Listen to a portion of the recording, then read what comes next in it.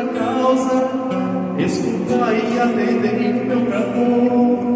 Inclinai o vosso ouvido à minha prece, pois não existe falsidade nos meus lábios. De vossa face é que vem o julgamento, pros vossos olhos sabem ver o que é justo.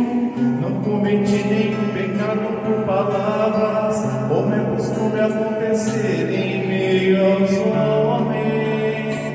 Se o grande rio cair na terra e não morrer, solitário ficará. Mas se o grande rio cair na terra e então morrer, ele frutificará.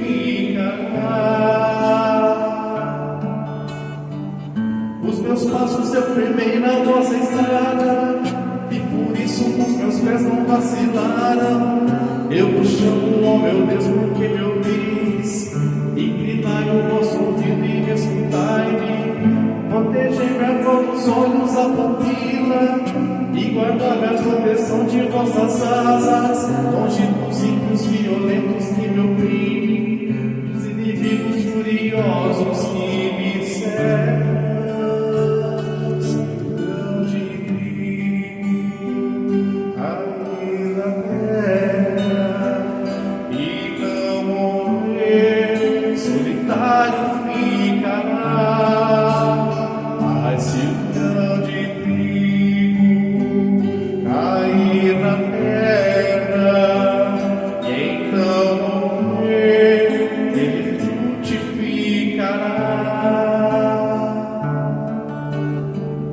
A boca de fechou o coração, em sua boca só palavras orgulhosas. Os seus passos me perseguem, já me cercam. Voltam seus olhos contra mim, vão derrubar-me.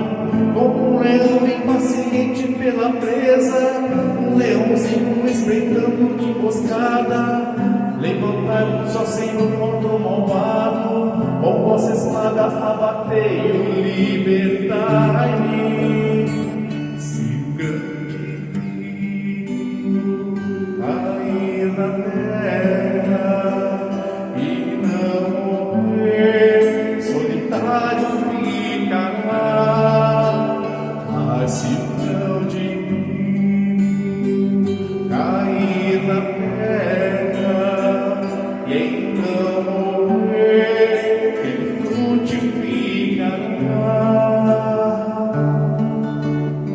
Com vosso braço defendei-me desses homens, já que encontro nessa vida recompensa. Saciai com vossos bens, saciai com vossos bens o ventre deles, e seus filhos vão saciar-se, e ainda sobras deixarão sedentes. Mas eu verei justificado a vossa face, ao despertar será a vossa presença.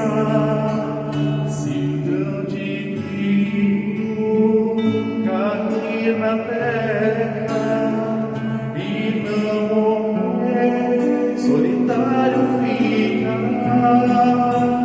Mas se o grande rio cair na terra e